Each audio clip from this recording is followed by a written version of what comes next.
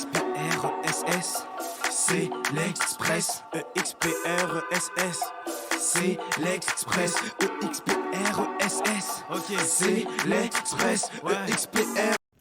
Bienvenue à notre nouvelle émission du Bunker. Personnellement, c'est mon grand retour. Ça fait quand même une couple de semaines que je suis plus là. J'espère que ça vous fait plaisir de me retrouver. Ça te fait plaisir de me retrouver? Oui, ça fait plaisir de te retrouver. Je suis bien contente. Aujourd'hui, on est avec Madame Barrette. Bonjour Madame Barrette, comment allez-vous? Bonjour, ça va bien, ça? Ben oui, ça va bien, ça va bien. Écoutez, il n'y a pas beaucoup de monde qui savent vraiment c'est quoi votre rôle au collège. On ne sait pas trop. Vous êtes au CID. C'est tout ce qu'on sait. Ouais. Dans la mezzanine, qu'est-ce que vous faites? Expliquez-nous, c'est quoi votre métier? Tout court. Dans le fond, je suis la coordonnatrice de la Fondation Saint-Sacrement, qui est la fondation affiliée au collège. Le rôle de la fondation, qui existe depuis 1981, c'est dans le fond d'être là en soutien financièrement pour des familles d'élèves du collège qui ont des réalités particulières, des changements à leur situation familiale qui les impactent financièrement. La Fondation, elle est là pour pouvoir leur donner un certain soutien, donc apporter une stabilité dans le cours des événements aux élèves qui sont affectés par leur situation à la maison. Donc, la Fondation est là pour ça. Dorénavant, on a des plus gros projets pour la Fondation, mais mon rôle principal, c'est de bâtir là, justement toutes les bases là, pour la Fondation, la mettre plus de l'avant et puis s'assurer qu'on est vraiment complet dans ce qu'on veut offrir aux élèves. Ouais, c'est quand même une partie très importante du collège que pas beaucoup de monde qui savent existe. Ouais. Honnêtement, avant qu'on sache que vous venez, je savais pas que la Fondation vraiment existait. Ouais. Vous avez dit qu'il y avait des projets pour le futur, je crois, si j'ai bien compris. Est-ce que vous pouvez nous en partager quelques-uns? Ben oui, absolument. Dans le fond, comme je disais, de base, la Fondation, elle a été mise en place pour apporter un soutien à des familles d'élèves qui fréquentent actuellement le collège. Mais on a des projets plus grands pour pouvoir, dans le fond, offrir un support, un soutien aux élèves, mais de différentes manières. Donc, on a revu notre programme de bourse. Ça va entrer en vigueur à l'automne 2024, donc pour la prochaine rentrée. Donc, on va pouvoir être là pour, par exemple, des jeunes qui vivent dans des situations familiales ou qui ont peut-être un peu moins d'argent pour pouvoir se permettre de venir étudier au collège. Bien, nous, on va pouvoir offrir des bourses aux élèves pour venir fréquenter l'école, leur donner la chance de vivre l'expérience Saint-Sacrement, parce que c'est ça, le collège. C'est une expérience dans son ensemble. C'est pas juste des études. On va être là pour soutenir des jeunes qui auraient envie de se lancer dans un projet éducatif, environnemental, un projet vert. Oui, exactement. On veut aussi démontrer notre soutien à des élèves qui se démarquent au sein de leur milieu, par leurs résultats ou leur engagement social. Donc, prendre part à d'autres types de projets éducatifs pour les élèves. Donc, on veut vraiment avoir un plus grand rayonnement là, au sein du collège. C'est vraiment intéressant. Oui, mais maintenant qu'on sait un petit peu c'est qui Kim Barrette professionnelle, c'est qui Kim Barrette personnelle, qui êtes-vous derrière la madame au CID à la mezzanine? C'est qui cette personne-là? Parlez-nous un peu de vous. Dans le fond, moi, je suis une ancienne étudiante aussi du collège. J'ai fait tout mon parcours secondaire ici. Et puis, je me suis découvert cette passion-là pour les communications, l'événementiel, la philanthropie, à mi-chemin de mon parcours au cégep. J'avais commencé initialement en sciences nature, puis ça m'interpellait moins que je pensais. J'ai changé par pur hasard en communication. Je me suis vraiment développé une passion là, pour ce domaine-là. Puis j'ai poursuivi par la suite mes études là, au baccalauréat en relations publiques, qui était vraiment le milieu là, des communications que j'aimais le plus. Ouais. En parlant de com, juste avant le début du tournage, vous nous avez dit que vous avez déjà participé à un tournage. Ouais. Dites-nous en plus, c'est quoi? Là, on est resté sur notre fin, on veut savoir, c'est quoi votre expérience en tournage? Dans le fond, dans le cadre de mes études là, au collégial, faisant partie du programme en communication, on a eu l'opportunité de prendre part à une web-série qui a été diffusée sur YouTube, si jamais vous faites vos recherches. Et puis, c'est ça, on a eu une opportunité, une petite équipe parmi tout l'ensemble de la cohorte qu'on était, de faire une expérience à l'autre bout du Canada.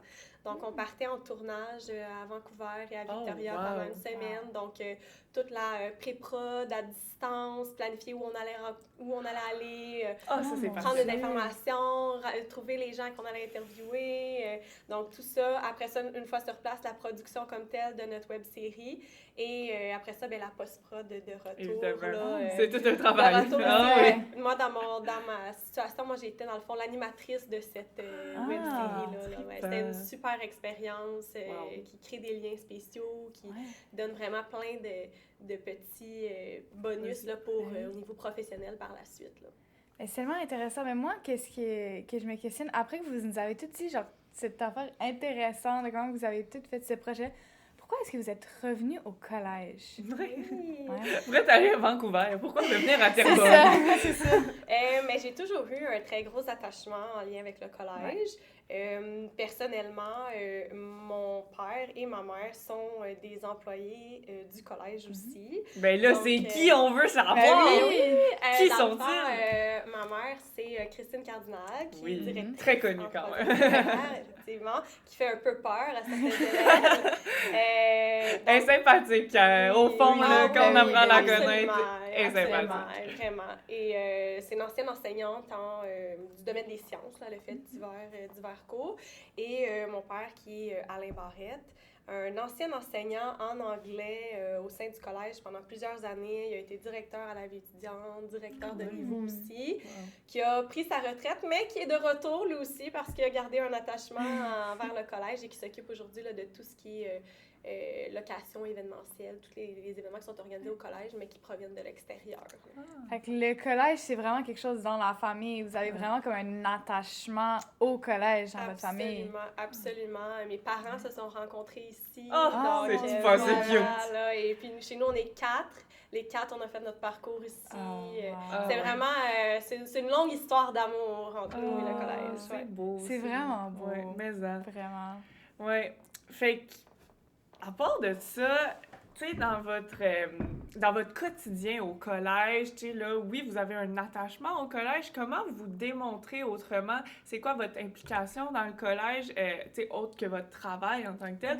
On voit votre amour pour le collège. Comment vous le démontrez, tu sais, dans d'autres sphères? Mais je pense que ça se fait ressentir une portion dans mon travail, entre autres quand j'ai travaillé à revoir le programme de bourse. Pour moi, c'était important que j'en suis sortie grandie de ce parcours-là ici. Comme je vous l'ai dit tantôt, c'est une expérience. J'avais envie que ce que nous, on offrait reflète un peu la pensée que j'ai derrière ce que représente le collège pour un parcours au secondaire.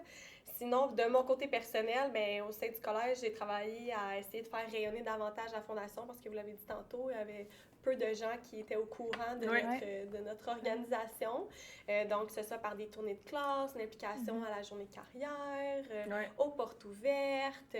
Du côté vraiment du personnel du collège, je fais partie du comité social. Je fais des présentations dans le cadre de nos assemblées. Donc, on essaie vraiment de rayonner à l'interne pour nous faire connaître, avoir envie que les gens participent avec nous. Là. Avez-vous d'autres projets afin de rendre ça un peu plus public, que plus de gens le connaissent, plus au niveau des élèves? Les employés, je pense qu'il y en a beaucoup qui ont conscience de cet organisme-là dans le collège. Mais au niveau des élèves, est-ce que vous avez d'autres idées? Il y a les tournées de classe, mais ça pogne pas tout le temps. Mais on va tranquillement y aller étape par étape. Mais oui, on va faire des tournées de classe probablement annuellement, là, principalement au niveau des 5e secondaires parce que c'est ceux qui ont plus de chances de peut-être s'en souvenir à la fois qu'ils vont avoir quitté. On s'implique aussi aux élèves actuels. Là, on s'est mis dans la liste pour les PIF, là, les programmes, ce que vous avez à faire en secondaire 5 là, comme engagement. Bon, on s'est mis là-dedans comme opportunité de collaborer. Et puis, c'est ça, on va organiser divers événements au courant des prochaines années de manière assez récurrente. Ça va finir aussi par être le bouche à oreille de s'il y en a qui ont envie de s'impliquer bénévolement dans le cadre de nos événements, faire connaître. On va parler aussi beaucoup avec les parents d'élèves. On va commencer des infolettres, envoyer des courriels. Donc, on va être capable de rejoindre. Fait que tranquillement, ça va. Tu sais, c'est une marche à la fois, puis on va arriver au but. C'est fun. Puis c'est intéressant que ça soit... Oui, vas-y, excuse. Aussi, c'est une bonne place vous avez apporté ici au bunker, parce que ça va... Oui, ben oui, c'est une nouvelle C'est pub ça, c'est pour une vous, nouvelle- là, ouais, c'est c'est ça. clair. Effectivement, Parce j'ai Oui. qu'on a quand même une petite audience, on va dire. Oui, un ben petit oui, peu de ben monde oui, qui nous merci à vous, écoute. merci à vous. Mais oui. Fait que ça... Mais c'est important de, tu sais, cet organisme-là, Vraiment. ce but-là derrière votre mission. Fait que un gros merci d'être avec nous Oui, aujourd'hui. merci à vous. Vraiment. On continue avec les débats, êtes-vous prête? Ouais. Oui, Oui, un peu peur, je comprends. Au bunker, on est quand même assez rough des fois. Ouais, des fois. On se revoit pour le débat sportif. merci. XPRESS, c'est l'Express. EXPRESS, c'est l'Express. EXPRESS, ok, c'est l'Express. EXPR. Bonsoir, chers téléspectateurs, et bienvenue à notre nouvel débat du bunker. Et donc, nous avons comme invité Madame Barrett. Et la question de ce soir va être, selon vous, quels sont les éléments que la LNH devrait copier des autres ligues majeures? Donc, je vais laisser la parole à Charles. Donc, pour commencer, moi, je pense que la LNH, ce qui lui manque, c'est une certaine ambiance qu'il n'y a pas dans les foules comparée, par exemple, aux ligues de football, de soccer en Europe et même les ligues de hockey en Europe. Ce que je veux dire par là, c'est pas de rajouter nécessairement j'ai oublié le mot en français, mais des flames, puis de la fumée de couleur et tout ça. Des effets spéciaux? Ouais, Des ouais. T'as pas nécessairement besoin de ça. Mais ce que je veux dire, c'est juste rajouter de l'ambiance avec la création de chants comme il y a un joueur qui performe bien dans l'équipe, les fans veulent le remercier, veulent lui attribuer comme une chanson. On prend une chanson déjà existante, on change un peu les paroles, on met le nom du joueur, puis on scande la chanson pendant le match, justement. Ça va créer encore plus d'ambiance, ça va créer un sentiment d'appartenance encore plus fort pour le joueur, à son équipe, à sa ville, à son club. Puis je pense que juste ça serait déjà une bonne étape, mais j'en dis pas plus pour l'instant, je vous laisse parler en premier. Vous pensez quoi? Bien, un peu dans la même lignée de ce que tu dis, je pense qu'il y a vraiment tout un volet au niveau du marketing en lien avec la LNH qui n'est pas exploité. Oui. Tu sais, contrairement, mettons, à d'autres sports comme le football américain où chaque match est comme plus exclusif parce qu'il en joue un seul par semaine. Quand on arrive à la toute fin, ben, les séries, c'est un match, il passe ou ça casse. Il manque au niveau là, du marketing quelque chose pour rendre ça exclusif, rendre ça intéressant. Tu sais, on pense, mettons, à la finale du Super Bowl, mais on sait déjà un an à l'avance où est-ce que ça va être, combien il y a de billets en vente. Ouais. Les gens veulent être là, il y a des commanditaires, il y a un spectacle de la mi-temps. Puis des fois, même si tu sais pas les équipes qu'il y a encore, t'achètes déjà les billets pour y Ben aller. oui, parce que tu veux pas manquer ça, cet Non, événement-là. Là. Je comprends. Mais moi aussi, je vais rajouter un élément que je trouve super intéressant. Surtout, ça va être difficile peut-être à emmener, surtout avec la LNH. Mais je dirais, par exemple, je suis allé plusieurs fois au Stade Saputo, qui est le stade du CF Montréal. Oui. Le truc que je remarque beaucoup là-bas, c'est malgré la place que tu prends, tu peux être au top du stade, tu vas toujours voir bien. Tout le temps. Je suis entièrement tout le d'accord. temps. Oui. Par contre, vrai. dès que j'arrive dans le Centre Bell, je suis T'es déjà tout allé en tout haut, en là. haut. Tu as la partie du grillage du toit qui te cache un peu le but adverse. Tu vois pas. Est-ce qu'il y aurait quelque chose à faire là-dessus pour essayer qu'on voie mieux le match? Je pense que oui, on pourrait peut-être aménager le stade ou quelque chose. Par contre, j'aimerais te contredire sur le point que tu as dit qu'il y avait des chants pour les joueurs.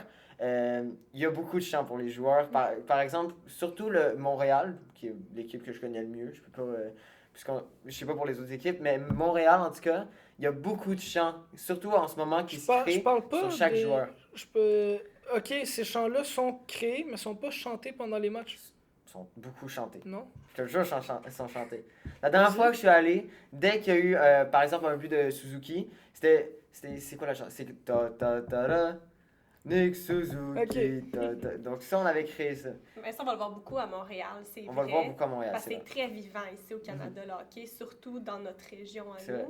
Mais aux États-Unis, c'est des choses qu'on va pas beaucoup voir parce que C'est des surtout ça le grandes point. vedettes, là, même des joueurs qui sont excellents, ben là-bas, ils sont pas reconnus comme une vedette. T'sais, les gens savent pas c'est qui. Contrairement, mettons, à un... Puis ça aussi, ça fait partie de tout le marketing. Contrairement, mettons, à un Lionel Messi qui va se joindre dans la MLS, ben les gens vont dire « Oh my God, c'est Lionel Messi, je veux aller le voir jouer. » Il y aura pas ça. Puis pourtant, il y a des joueurs étoiles. Fait que ça arrive moins, ce genre de Puis situation-là. je suis d'accord que pour Montréal, il y a quelques joueurs qui ont leur qui ont propre champ. place, qui ont leur- Par contre, les autres équipes, surtout aux États-Unis, comme Mme Barrette l'a dit, il n'y a pas ça. C'est justement ça la question.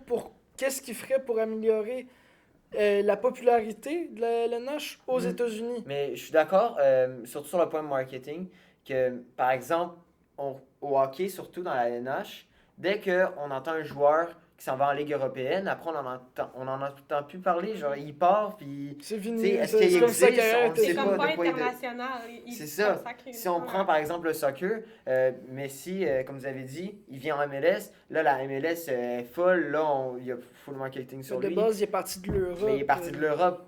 Il y a beaucoup aussi de joueurs, par exemple, je prends encore Montréal parce que je suis proche. Mais, je prends encore Montréal, mais il y a beaucoup de joueurs de Montréal qui sont partis en Europe aussi. Mais on en entend encore parler, surtout dans l'équipe canadienne. Surtout, En soccer, ça, tu penses? de soccer, Oui, exactement. oui. On en entend encore parler. Est-ce que, justement, ces équipes-là pourraient faire en sorte de, peut-être, c'est ça, plus marketer leurs joueurs, de plus les rendre populaires, de plus, tu sais, on dirait qu'on les croit pas sur eux, mais je sais pas comment je cherche mes mots aujourd'hui.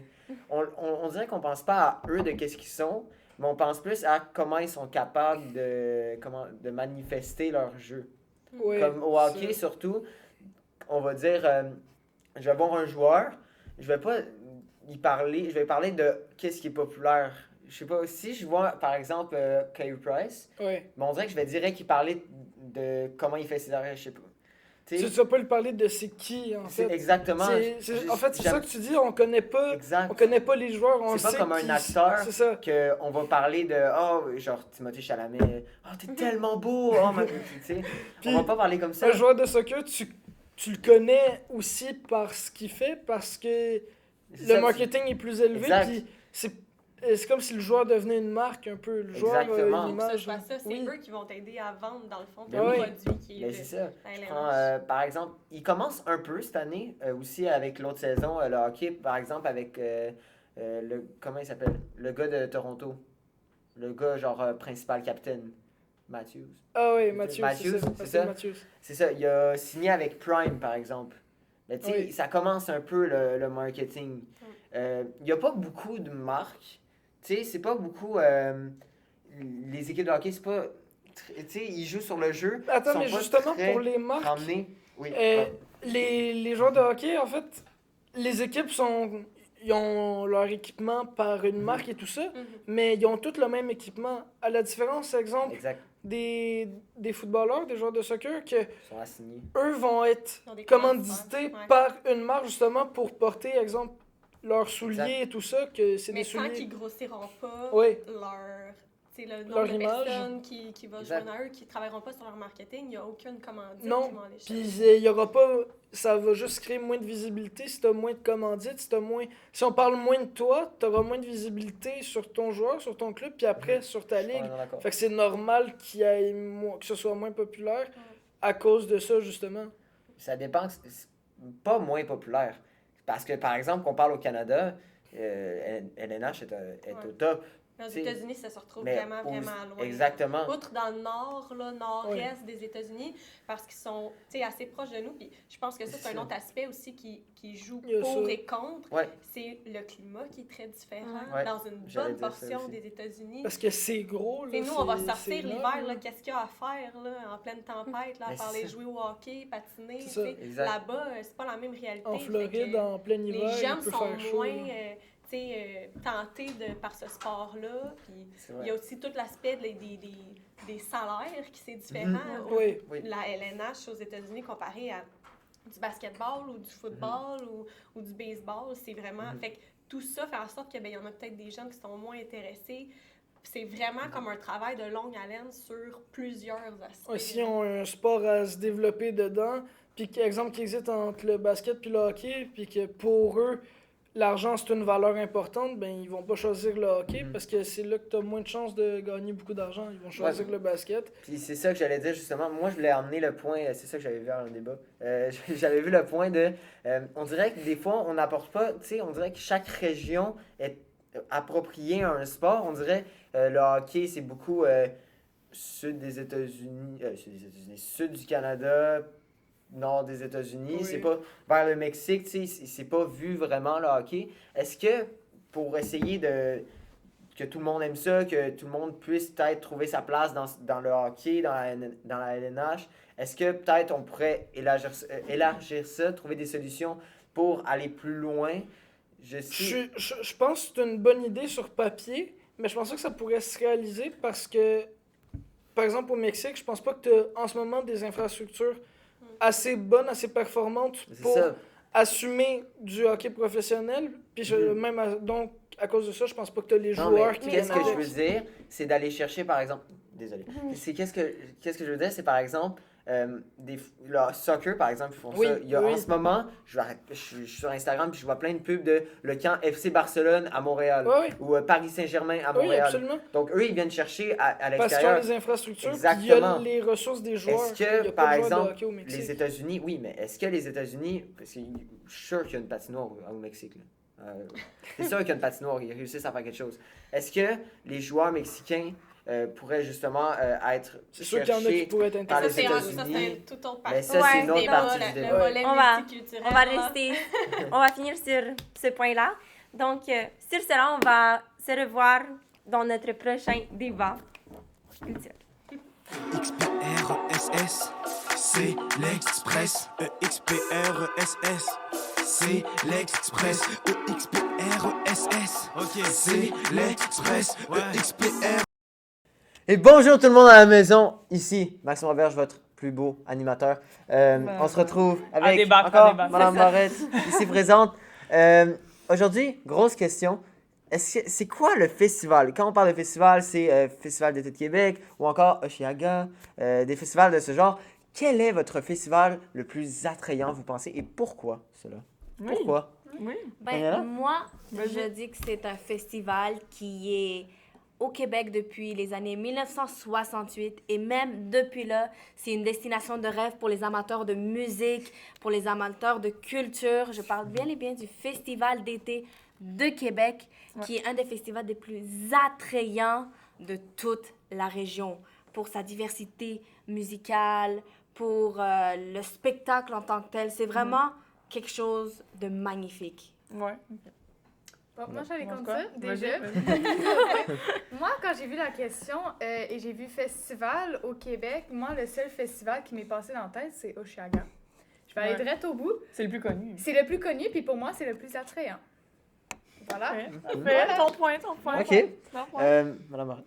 Mais moi, je vais être d'accord avec le Ok. point qui a été soulevé Ah, ici, j'aime. c'est le Festival d'été Québec, puis pour plusieurs raisons. Mhm. Premièrement, au niveau du nombre de personnes qui vont le fréquenter. Tu sais, un festival qui s'étale sur 11 jours. C'est sûr qu'au final, il y a eu beaucoup plus de gens qui ont été présents. Là, je pense que dans la dernière édition, il y a eu comme 1,4 million de personnes qui sont allées au Festival d'été de Québec. Contrairement au Oshiaga, dans sa dernière édition, c'est un week-end, il y a eu à peu près 155 000 personnes. En plus, ça se fait sur des sites différents. Le site du Festival d'été de Québec, c'est 90 000 personnes chaque soir qui peuvent être là. Celui d'Oshiaga, on est à peu près à 65 000. On attaque Oshiaga, Ouais, on on attaque attaque FEQ, blablabla, c'est plate, hein? Mais moi, je suis d'accord avec aucun d'entre vous. Moi, je pense que les festivals, non pas le, mais les festivals les plus attrayants, les plus effervescents en Ok. couleur, en diversité, en Ok. Ok, popularité. Ah, je m'excuse. Ok, laisse-moi parler. C'est bon. C'est les festivals Lasso et les festivals Saint-Tite. Le festival de Saint-Tite, excusez, j'ai mal le prononcé. Pourquoi? Parce que c'est des festivals country. On s'entend tout le monde là-dessus, tout le monde Ouais. sait c'est quoi, parfait. On arrive là avec un beau petit chapeau de cowboy, puis wouhou, c'est parti, on fait du rodéo. Le festival Lasso et le festival Saint-Tite sont tous les deux dans le monde du country et le monde du country est très peu présent au Québec. À part pour l'amour du country que nos grands-parents écoutent à chaque dimanche soir. Je participe, moi, chaque année au Ah deux ouais? festivals. Ah ouais, bon, ben super, ben on a une partisane, c'est parfait. Mais à part quelques émissions pour les boomers, il y a pas grand-chose qui représente les passionnés de country au Québec, les passionnés de s'habiller en cowboy, tout ça. Je pense que tout le monde, tu sais, t'arrives là-bas puis t'as un effet de groupe, un effet de masse que tout le monde ressent avec. C'est tellement le fun. Tandis qu'à Osheaga, tout le monde arrive, tu sais, habillé un peu n'importe comment. Pareil au FEQ. Tout le monde, tu sais, est extravagant quand on va à des festivals, Oui, évidemment. Mais Festival Lasso et Saint-Tite, tu sais, c'est le fun, là. Tu sais, ça arrive, la musique, c'est tout le même genre de musique. Tu sais, c'est le fun, là. Tu sais, c'est une Mais vibe. moi, j'ai une t'arrives là, question puis pour c'est toi. cette vibe-là. J'ai une question. Oui, vas-y. Tu critiques beaucoup Osheaga. Je me Je fais critique pas, je critique pas, je dis juste que c'est le meilleur, le mien. Mais, OK, mais attends, mais c'est pour tes raisons que moi, je vais critiquer. Dans le fond, Osheaga, OK, tu dis que c'est parce qu'il n'y a pas de style, etc., je sais pas. Tu dis que c'est, on dirait que ça s'habille un peu n'importe comment. Tu penses Ah, pas j'ai que... pas dit qu'il y avait pas de style. Eh non, t'as pas dit ça. T'as dit qu'il y avait des styles. C'était un peu, tu sais, le C'était bordel. plein de styles. J'ai pas dit, j'ai jamais dit le mot T'as dit bordel. que c'était- t'as jamais dit le mot J'ai dit bordel. qu'il y avait plein de styles différents. J'ai pas dit que c'était mauvais. J'ai dit que, à mon avis, pour rentrer dans le concept de country, le concept Oui, mais de justement. Lasso Ok, mais c'est Saint-Tite, ça que je c'est dis. intéressant de tout Mais je sais avoir pas le si- country et de représenter le country qui est tellement peu représenté. Oui, mais je sais pas Fait si- que ça fait Mais ressortir. le et c'est outfit, OK, wow. Le outfit. Ok, le- tu parles du outfit. Oui, Je pensais que tu parlais des non, styles mais de je musique. parle de. Toi, tu dis, OK, chapeau de cowboy, OK, ça fait le style Saint-Tite, par exemple. Mais tu penses pas que justement à Osheaga, le but, quand tu penses à Osheaga, moi, je suis beaucoup d'influenceurs qui, à chaque année, ils vont à Osheaga. Oui. Le C'est but de beaucoup Osheaga, Vraiment. Exact. d'avoir le plus c'est d'être le bel plus. outfit, Exact, c'est de te ouais. mettre en couleur, d'avoir le Mais plus tout autant- extravagant, etc. Tout autant C'est le pour l'autre. but En du fait, Saint-Tite. moi, je pense, Le moi, but je de pense Osheaga. que dans n'importe quel art, et là, on parle de mode, OK? Dans n'importe quel art, plus on a de restrictions, plus ça nous pousse à la créativité. Là, on arrive là-bas, notre restriction, c'est quoi? Notre restriction, c'est le monde du country, le monde du cowboy, tout ça. OK? Mais on peut quand même se permettre d'être créatif, et c'est là qu'on arrive à avoir tellement OK. de gens. Mais je peux renchérir Et sur c'est sur tellement ta position, intéressant de voir ça, puis c'est... Oh, mon Dieu. Je peux Allez. renchérir sur ta position allez-y. pour fréquenter les deux festivals. Oui. C'est vrai que c'est vraiment une super ambiance et que ça attire vraiment un public. Puis le country est en montée aussi. Ici au Québec, mais ailleurs, là, la popularité Oui. est en montée aussi chez les jeunes. Ça devient de plus en plus populaire. Beyoncé qui Je vient de dirais sortir que, oui, son effectivement. album, c'est oui. très drôle.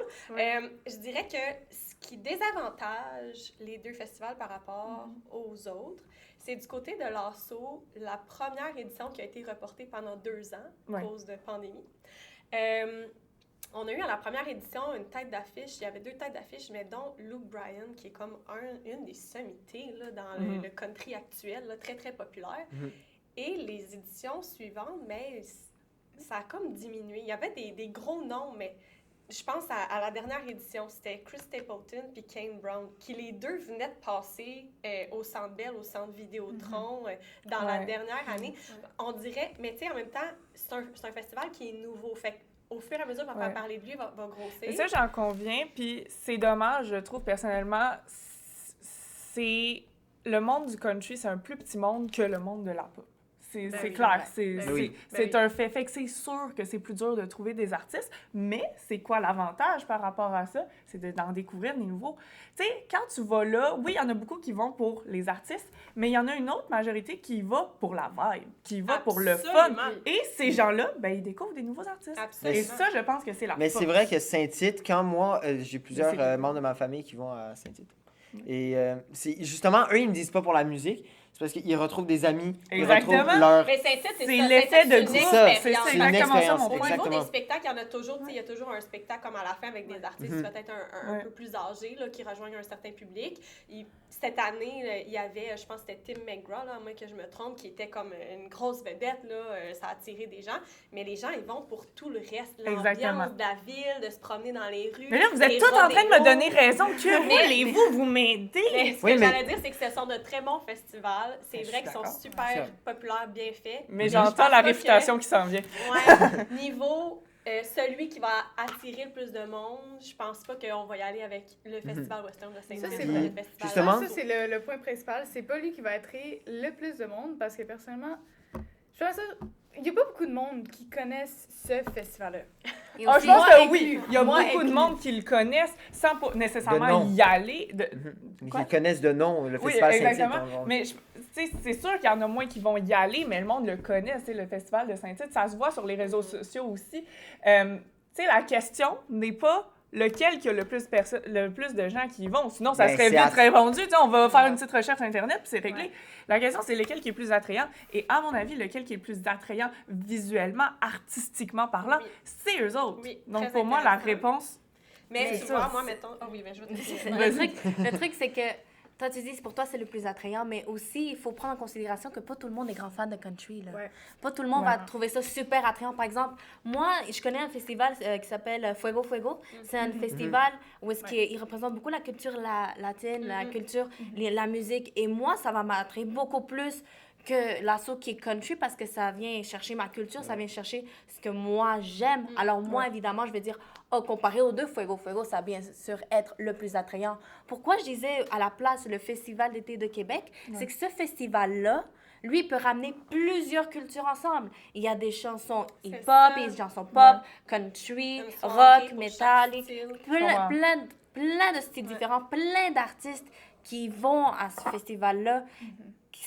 Ça ramène vraiment plus une grande diversité de personnes que un certain Mais moi, public c'est ça. visé. C'est ça, mais c'est ça, avec le country, on vise les personnes qui adorent le country, on vise cette façon. Et je critique pas, c'est vraiment beau avoir un festival de manière genre chaleureuse, avoir comme genre des amis et tout ça, mais ça c'est restreint. En comparé avec les autres, même Osheaga est un peu plus diversifié. Ouais. Il y a du rock, il y a de la pop, il y a du hip-hop, il y a plein de styles. Mais et c'est devenu ça, le Festival d'été de Québec. C'est devenu chaque soirée a son style différent pour rejoindre un public différent. Ils ont tout leur marketing aussi l'ont fait dans ce sens-là. Il y a X nombre de passes, là, les bracelets, puis ils encouragent les gens à se prêter les bracelets pour que complètement vrai. ceux qui ont envie d'être là soient là, puis qu'il y ait toujours beaucoup de monde, que ce soit intéressant pour les vedettes aussi. Ils vont chercher des gros noms grâce à ça, parce que c'est même pour eux, c'est une expérience là, de vivre ça, là, 90 000 personnes devant toi pour faire ta prestation. Fait que ils ont vraiment trouvé comme la petite twist là, pour aller chercher là, le Je suis meilleur complètement artiste. d'accord. Et justement, là-dessus, je vais terminer par dire que moi... Oui, c'est déjà terminé. T'as pas toujours entendu parler. Mais oui, dans le fond, je voulais terminer par dire que moi, je suis de leur côté, le Festival d'été de D'accord, Québec est le d'accord. meilleur. Parce que ça vient me chercher beaucoup sur les artistes. Mais en tout cas, là-dessus, on a eu un beau débat, tout le monde. Il y avait Ben beaucoup oui, de controverses. vraiment On t'a très pas trop intéressant. entendu, c'est vraiment plat. Non, Donc, j'allais dire tous mes arguments. Mais ça sera pour une prochaine fois. Tu discuteras avec nous ça. après, Ben oui. après le débat. Les Mais- plus intéressants, les débats les plus intéressants, c'est hors cam, clairement. Mais c'est ça. Mais là-dessus, on se dit à un prochain débat la semaine prochaine. C'est ciao. XPRESS, c'est l'Express. EXPRESS, c'est l'Express. EXPRESS, ok, c'est l'Express. EXPR